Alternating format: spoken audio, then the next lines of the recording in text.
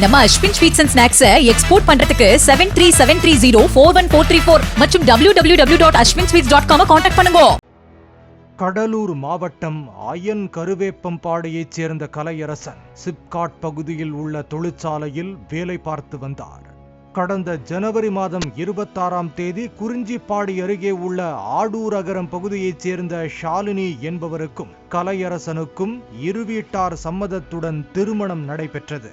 திருமணத்திற்கு முந்தைய நாள் ஷாலினி உயிரை மாய்த்துக் கொள்ள முயன்றது மாப்பிள்ளை வீட்டாருக்கு தெரிய வந்த நிலையில் குடும்பத் தகராறு என சமாளித்து திருமணத்தை நடத்தி வைத்ததாக கூறப்படுகிறது. பின்னர் முதலிரவின் போது ஷாலினி வீடியோ காலில் தனது காதலனுடன் பேசுவதை பார்த்த கலையரசன் அதிர்ச்சி அடைந்துள்ளார்.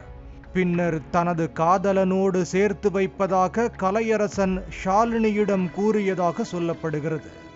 இந்த நிலையில் கடந்த பிப்ரவரி மாதம் 20ஆம் தேதி கலையரசன் தன்னுடைய மனைவி தனக்கு விஷம் கொடுத்து விட்டதாக கூறி புதுச்சேரி ஜிப்மர் மருத்துவமனையில் அனுமதிக்கப்பட்டு வீடியோ ஒன்றை வெளியிட்டார்.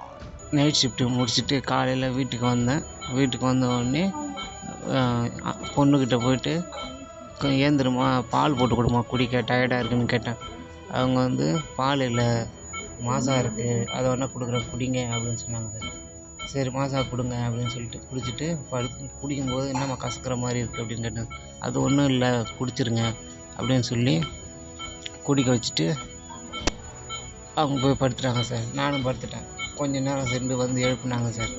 என்னம்மா ஏன் எழுப்புறேன்னு கேட்டதுக்கு நான் தான் விஷம் கலந்துட்டேன், அதில் எங்கள் மாமா சித்தப்பா எல்லாம் சொல்லி தான் நான் அதை செஞ்சேன், எல்லா விஷயம் என் விஷயம் எல்லாமே உனக்கு தெரிஞ்சிருக்கு, உன்னை கொல்ல சொல்லிட்டாங்க, அப்போ தான் நான் அவங்க கூட சந்தோஷமாக வாழ முடியும் அப்படின்னு சொல்லிட்டு மாசாவில் மருந்து வச்சு என்ன அது சொல்லிச்சு சார். மாசாவில் மருந்து வச்சிட்டேன்.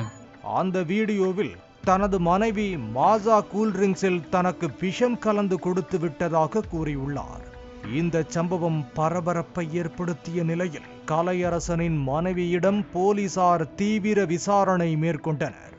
அப்போது தான் விஷம் கலக்கவில்லை என போலீசாரிடம் தெரிவித்துள்ளார். பின்னர் போலீசார் கலையரசனின் மொபைல் எண்ணிற்கு வந்த கால் ஹிஸ்டரியை சோதனை செய்த போது நண்பர் ஒருவரிடம் அடிக்கடி பேசி வந்தது தெரிய வந்துள்ளது. பின்னர் கலையரசனின் நண்பனை பிடித்து போலீசார் விசாரித்த போது கலையரசன் மனைவியை பழிவாங்குவதற்காக தானே உரக்கடையில் பூச்சிக்கொல்லி மருந்து வாங்கி அதனை குடித்தது தெரிய வந்துள்ளது.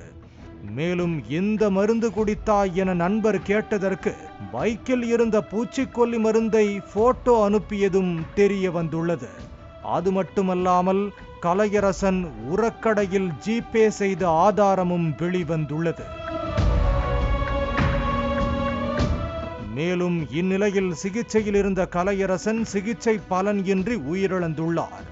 மனைவியை பழிவாங்க தானே விஷம் குடித்துவிட்டு மனைவி மேல் கணவர் பழி போட்டது வெளிச்சத்திற்கு வந்துள்ளது.